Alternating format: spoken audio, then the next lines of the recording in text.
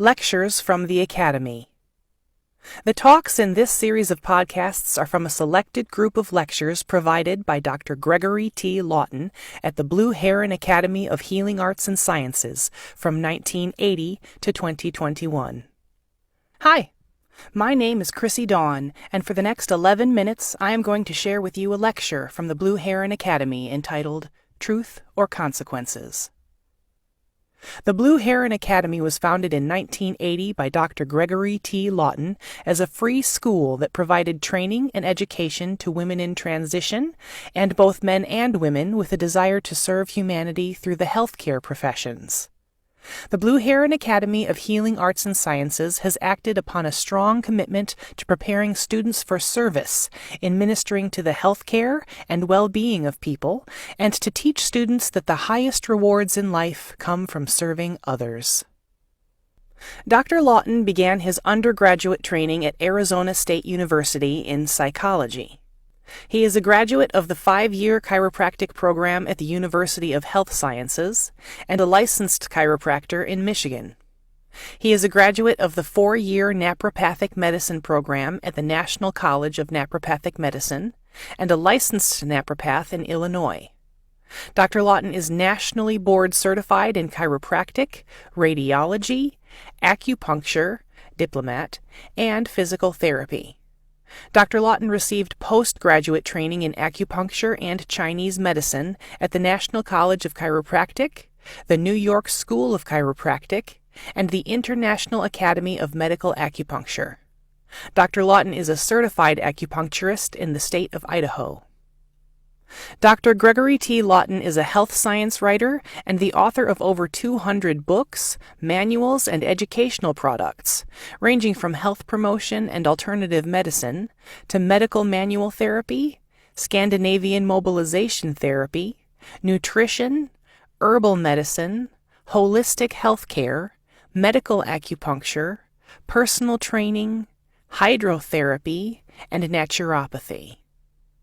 The lectures in this podcast series were first published as a booklet entitled Lectures from the Academy and provided to Blue Heron Academy students as part of their course curriculum. By request, these lectures are now being provided in a series of audio podcasts. In the dedication of the original booklet containing these lectures, Dr. Lawton said, "I have often stated that I have learned more from my patients than I ever learned in school.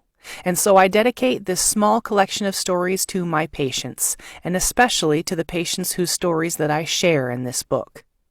While I am not using real names and I have changed certain identifying details, it is my hope that the poignant essence of my patients' stories remains. In addition, I am dedicating this book to my teachers and mentors. I am blessed to have had several remarkable people in my life who unselfishly shared their abilities and wisdom with me. These teachers include Professor Chi-Kwang Hua, Dr. James Schleichert, Mrs. Joan Laird, and Mr. Zikrullah Khadem. Truth or Consequences. 13 years ago, my mother died at age 76 from early-onset Alzheimer's disease. Prior to her passing, I drove down to Palm Bay, Florida, to visit with her.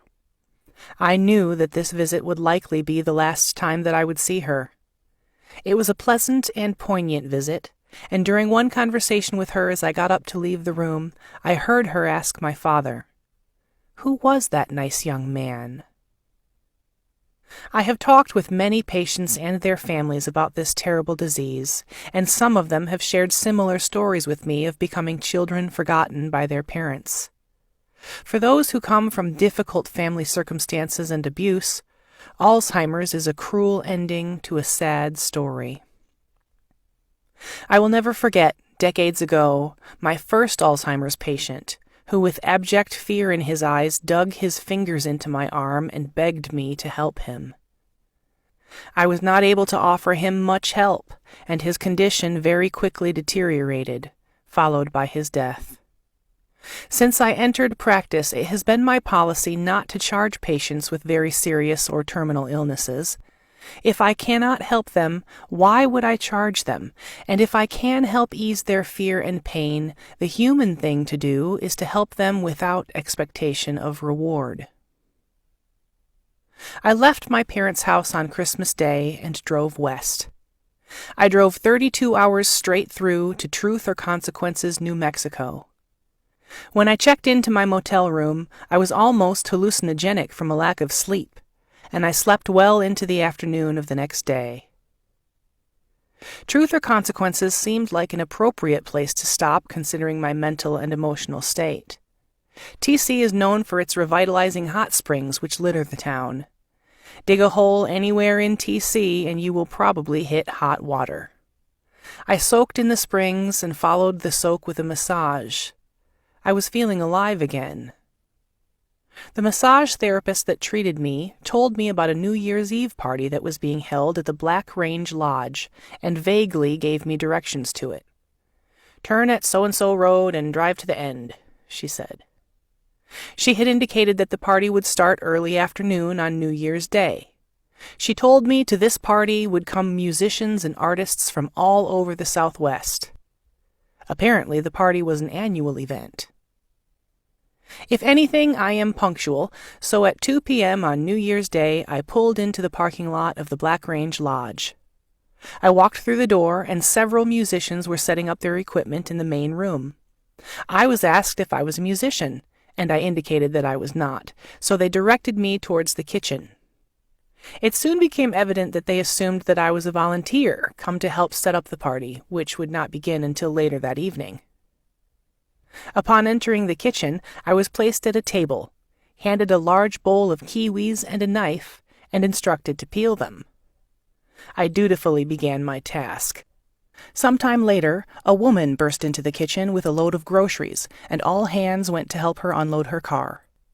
I continued to peel kiwis. After the groceries were put away and things settled down, the woman, the owner of the lodge, noticed me sitting quietly peeling kiwis and came over to talk with me. "Who are you?" she asked. I introduced myself as Dr. Lawton from Michigan and inquired as to whether there were any rooms available for the night. Ignoring my question, she asked, "Why are you peeling kiwis?" I explained that I had arrived a while ago to check on a room for the night and was told to peel kiwis. A look of amusement crossed her face, and she explained that there were no rooms available, that they had in fact been booked up since the previous year because of the annual New Year's Eve party. Then she said, "Did you say that you're a doctor?" I explained what kinds of doctoring I did, which is always an interesting conversation, and she informed me that half of her guests were in bed with a bad strain of the flu or some such malady. She asked if I could help them. I said that I could, if she had certain herbs and spices. She walked me into her pantry, and yes, she had most everything that I needed. Using the ingredients available, I proceeded to cook up a large pot of an herbal decoction based on a 2,000-year-old Chinese formula. I was, however, missing one key and critical ingredient. Now my story goes back a day in time to a hike that I took through the desert. While on my hike, I spied a plant that I recognized as Mormon tea, Ephedra nevadensis, and I picked it, not quite knowing why. This act was also illegal. Now this plant, while a relative of the Chinese ephedra, is not the same, but it was as close as I could get in New Mexico. I just added some green tea with it to get the stimulant properties that I was looking for and completed my decoction. After the herbal decoction was cooked and strained, I began administering it to my house full of sick patients.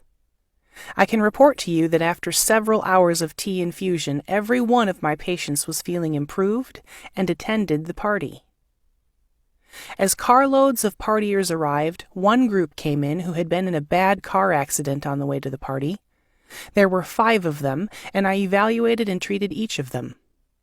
That evening there was a drug overdose and a threat of suicide. I could hear the party below me as I treated and counseled patients on the 2nd floor of the building. The music sounded good, its rich tones filtering through the floorboards. I worked all through the night, And at dawn, I was finally finished treating patients, and there wasn't anything to do but to quietly leave. As I was leaving, a young woman who had been in the car accident approached me and said, "I saw what you did last night. I want to give you this." And she handed me a small metal sculpture that she fashioned from recycled car parts. Her gift sits on a shelf in my office as a reminder that wherever you go, as your true self, everything will be in balance. A doctor will find patients. A teacher will find students. If you can heal or teach, open your heart to the people around you, and you will have nothing to fear. These are the consequences of truth. This has been the first in a series of podcasts based upon lectures from the Blue Heron Academy. I hope that you enjoyed this podcast and will return for more of our upcoming presentations. Thank you for your kind attention, and stay healthy.